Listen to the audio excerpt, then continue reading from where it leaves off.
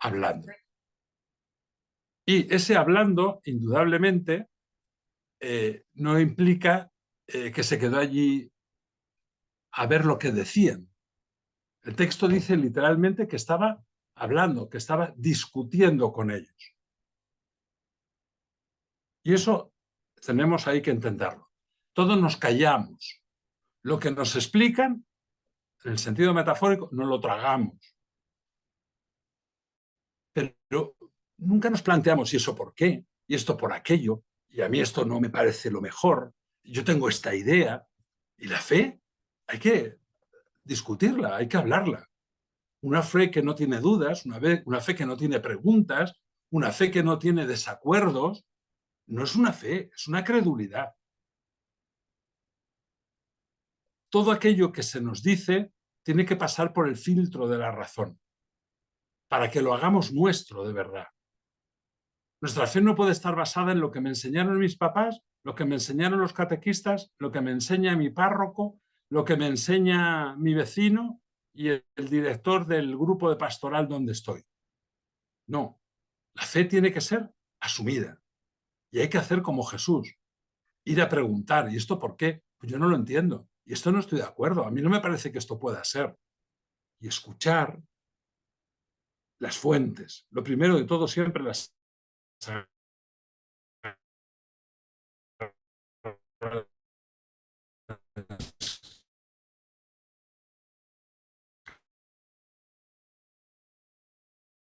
escritura.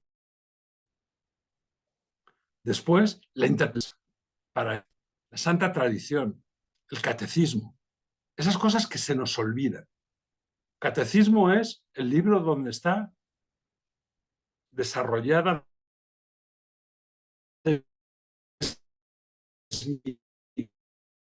y masticada la fe de la Iglesia. Catecismo. Nos creemos lo primero que nos cuentan, o lo más llamativo, pero no vamos a las fuentes. Jesús no. Jesús allí, en su pueblo le habían contado, su papá le había explicado, el rabino le había explicado, pero él allí fue a aclarar sus dudas, no a dar lecciones. A todos nos gusta dar lecciones, pero no nos gusta decir no sé. Y seguramente Jesús estaría haciendo preguntas de cosas que él o no entendía, o no sabía, o no estaba de acuerdo. Es una escena que a mí me parece de una belleza increíble. Ver a aquellos señores cargados con aquellas mitras, con los talit que se cubrían la cabeza, los mantos, el efod, los flecos, los peshot en la cabeza, los tefilín en la frente y en el brazo, con todo aquel armamento. Y un muchachito de una aldea, hijo de un carpintero, pues que se iba vestido con una túnica recta, como una especie de saco con dos agujeros para sacar las mangas, y no tiene ningún problema en aclarar su fe, en aclarar sus cosas con aquellos señores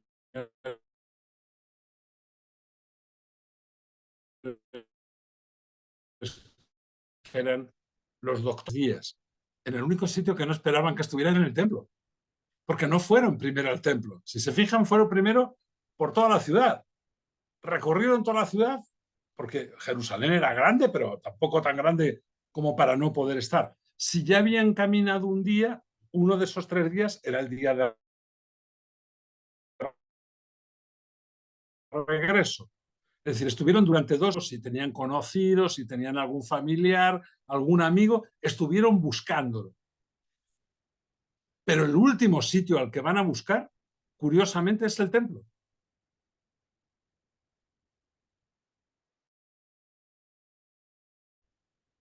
Eso también nos dice a los padres, a veces, que poco conocemos a los hijos. Porque si hubieran estado, digamos, más atentos a los signos, no se hubieran sorprendido de que Jesús estuviera en el templo. Pero ellos no pensaron que estuviera allí. Pues pensaron que se habría quedado jugando con los amigos, si había circo, había cosas, él pensaría que estaba allí con ellos y no se dieron cuenta que no estaba vagabundeando por la ciudad, que no estaba chiquilleando de fiesta por la ciudad, que estaba aclarando sus dudas.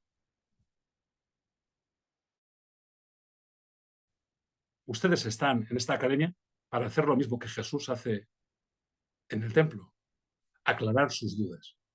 Por eso es tan importante que hagan preguntas, porque las dudas de fe, las dudas de doctrina que no se aclaran, pues al final no nos permiten crecer.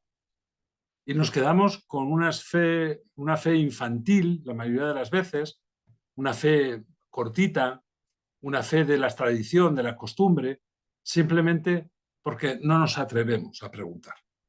No nos atrevemos a decir yo eso no lo entiendo o no estoy de acuerdo. Les aconsejo que lo hagan. Y el ejemplo es Jesús, que se quedó allí hablando con los doctores, no con las comadres, los compadres, los vecinos y mi prima Jacinta, no, con los doctores. Cuando por fin lo encuentran en el templo, hay un pasaje que es curioso. A María casi todo el mundo la pinta así como una especie de muchachita blanda, suave, casi sin energía, ¿verdad? María era una mujer de carácter, una mujer fuerte, no a lo mejor en lo físico, no le voy a decir que con eso que estuviera levantando pesas en el gimnasio, una mujer de carácter, porque estando su padre delante, quien le llama la atención a Jesús es su madre. Fíjense en ese detalle. No es José el que amonesta a Jesús, es María. Y habla en nombre de su marido, cosa en esa época rarísima en una mujer. Casi lo es ahora todavía. Imagínense en aquella época. María le dice, ¿tú has visto el disgusto que nos has dado a tu padre y a mí? Claro, el texto sagrado no tiene el tono en que habló María, pero yo no me la imagino diciendo, ay, Chusito, ay, que me he enfadado porque nos has hecho esto a papá y a mí. María se lo dijo enfadada, como cualquier madre cuando se enfada porque sus hijos le han hecho algo que para él puede ser un problema y el disgusto que se han llevado. Que es normal. María le regaña, es su hijo.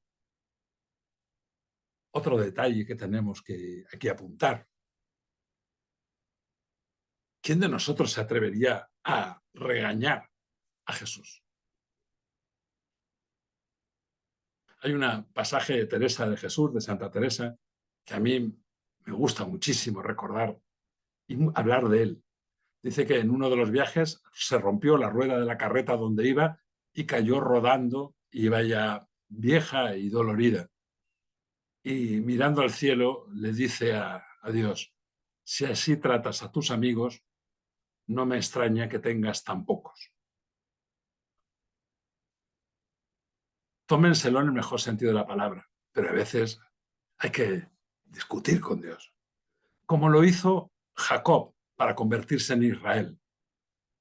Hay veces que hay, como María José, regañarlo.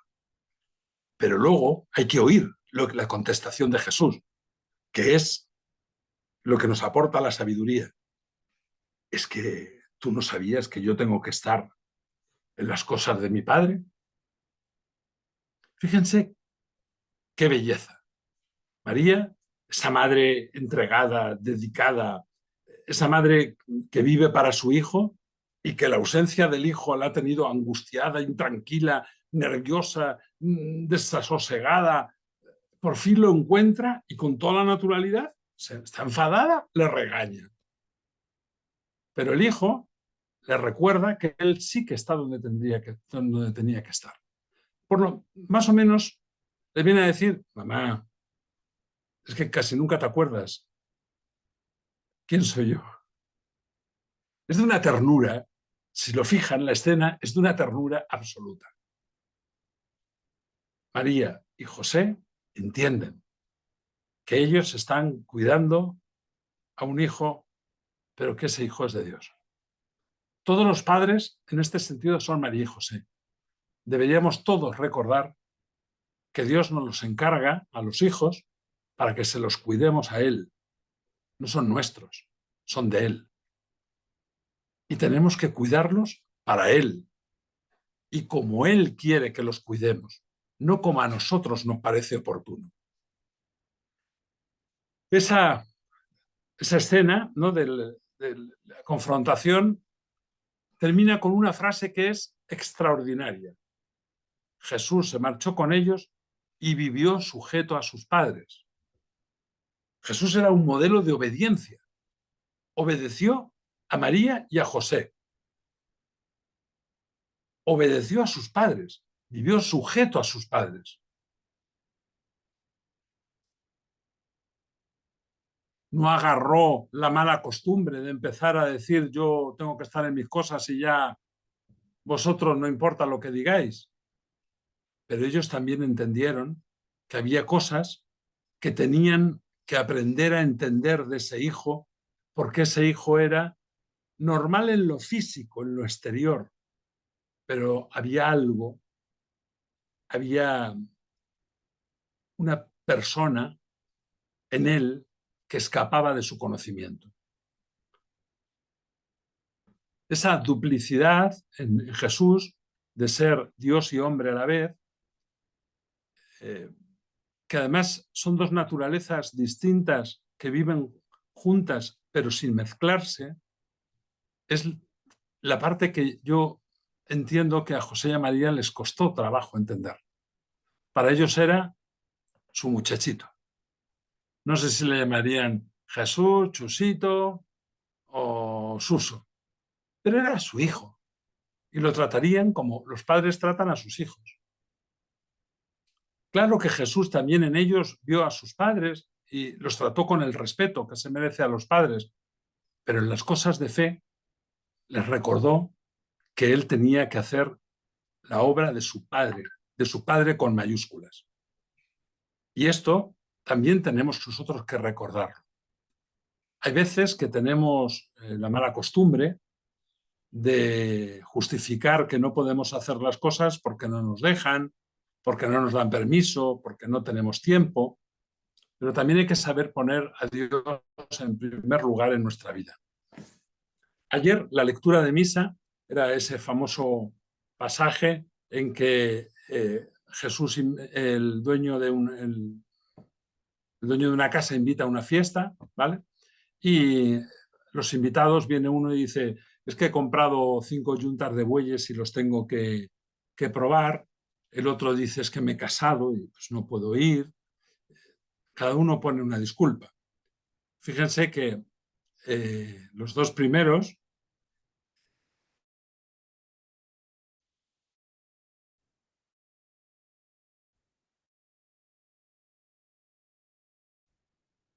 el uno tiene que ir a ver una propiedad que ha comprado y el otro que iba a ir a ver los bueyes arando de noche, ni a ver una casa.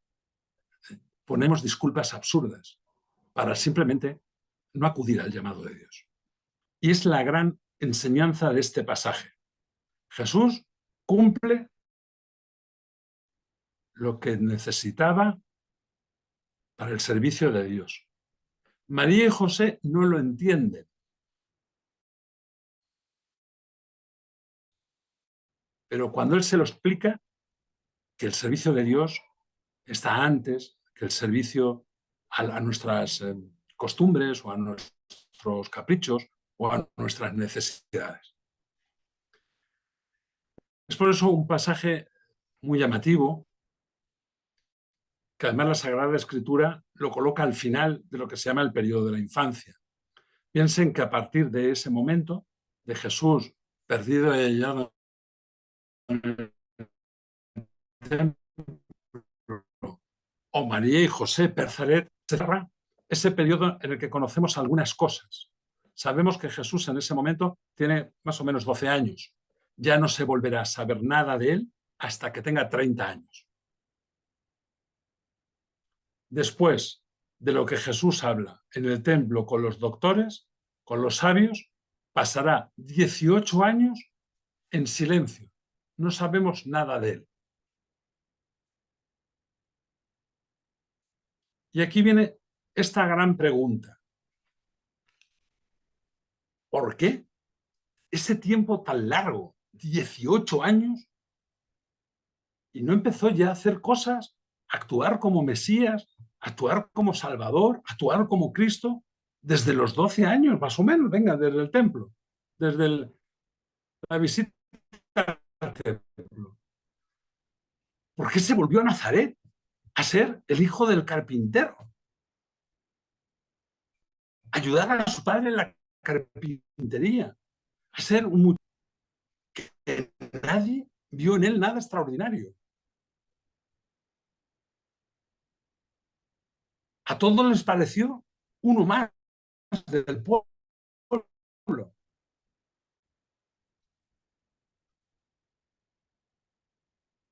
Nadie en una vida normal, una vida ordinaria. Y es que a veces creemos que a la vida de oración y a la vida de contemplación se llega por los ejercicios que hacemos. Y que cuando ya hemos visto a Dios y hemos contemplado, entonces empezamos a hacer las obras de Dios. Pues, mis queridos amigos, es al contrario. Nuestra vida de trabajo, nuestra vida de hogar, nuestra vida de sencillez, el aprender a vivir con Dios, para Dios y en lo habitual, en el taller, en la oficina, en el consultorio médico, labrando la tierra, preparando el almuerzo, planchando la ropa, llevando a los niños al colegio, cuidando a nuestros padres ancianos. Ahí se aprende la oración continua con Dios. Y esa después lleva a la oración mental, a la oración contemplativa. Para poder hacer todo lo que hizo, Jesús necesitó 18 años de preparación. Repito, 18 años de preparación para 3 años. Nosotros pretendemos muchas veces, con un cursillo de 3 fines de semana, 6 horas, de las que 2 son de cháchara y descanso, ya ser profetas, enseñar catecismo, ser maestros de liturgia en nuestra parroquia, ser lectores, proclamadores del reino, sanadores. Jesús necesitó 18 años y nosotros apenas necesitamos 18 horas. Así nos va.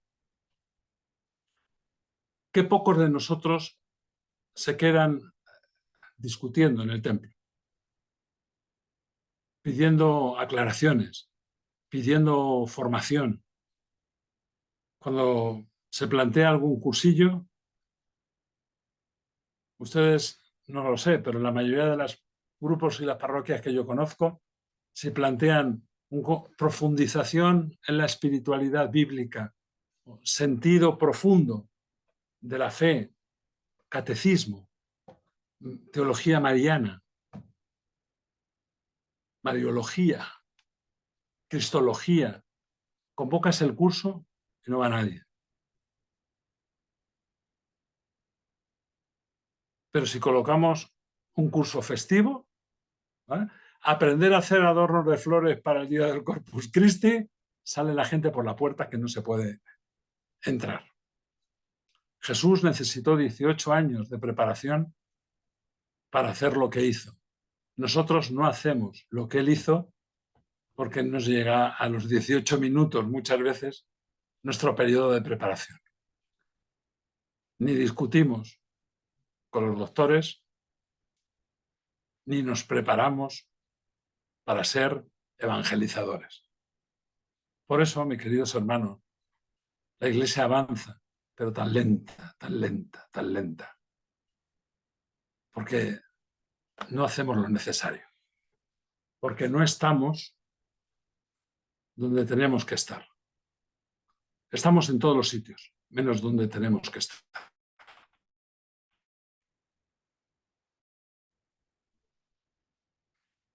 Así como ponernos en aquella época.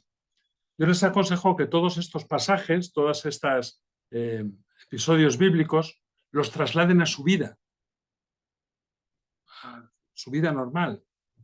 No sé hasta qué punto participan en la fe y en divulgar el reino de Dios, pero que estén aquí siguiendo estos cursos es un poco de esos 18 años de Jesús.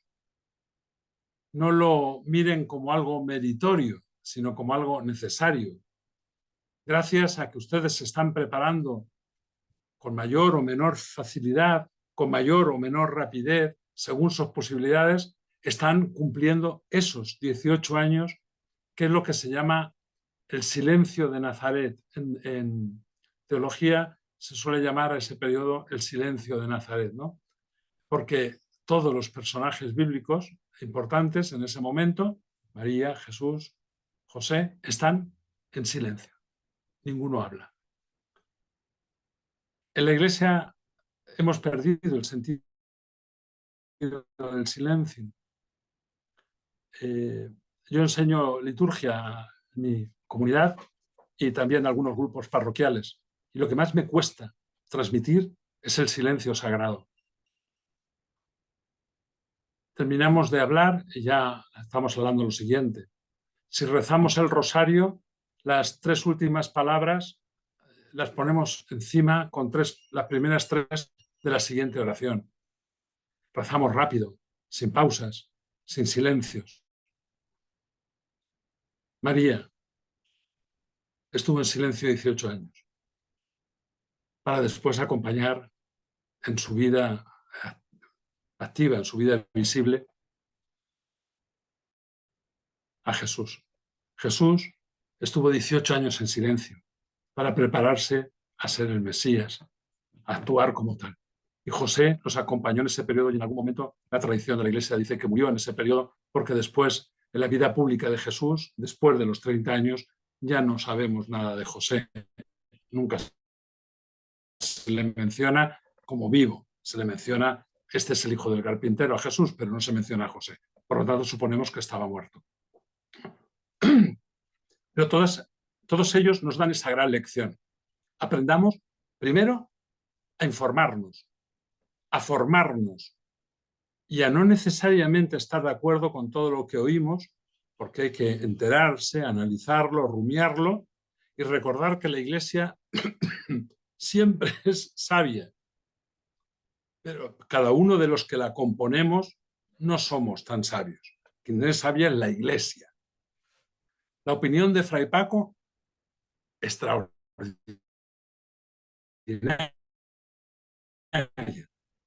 Pero se equivoca. Mi párroco, mi catequista, mi responsable de equipo de pastoral, se equivoca, por supuesto. Quien no se equivoca es la Iglesia. Recurran siempre a la opinión de la Iglesia, no a la opinión de cada uno de los que nos vamos encontrando en el camino. Eso es lo primero. Jesús hablando con los sabios. Después, hay veces que uno necesita, en el mejor sentido de la palabra, enfadarse un momentito con Dios porque no entiende lo que está pasando. Siempre que después y rápido entienda que está equivocado. Tercero, hay veces que buscamos a Dios en todos los sitios, menos donde está, que es en nuestro corazón. Dice San Agustín, tanto te busqué por fuera, teniéndote tan adentro. Eso nunca se les olvide. Hay muchas veces que buscamos al niño Jesús dando vueltas y no vamos a nuestra conciencia, a nuestro corazón, a la presencia real de Cristo en nuestra vida. Y como cuarto y como final, antes de dar paso a las preguntas, si hay alguna, recuerden siempre el silencio. En la liturgia de la misa hay marcados unos silencios. Aprendan a hacerlos. En su vida aprendan a hacer ratitos de silencio. Y el silencio no es estar callado, es no prestar atención a los ruidos. Claro que si podemos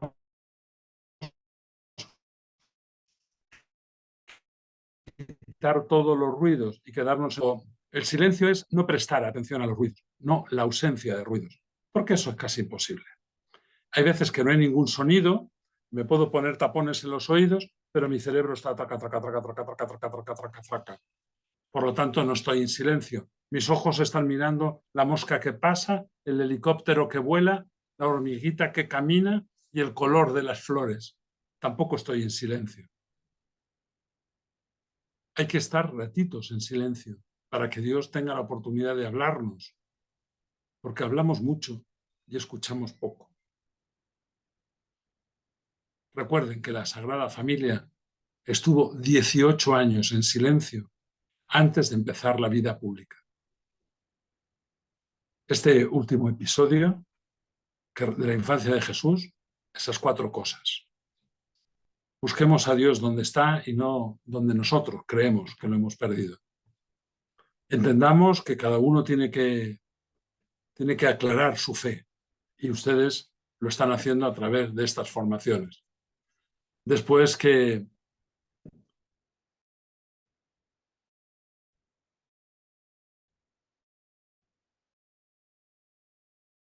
hay que aprender a estar en silencio.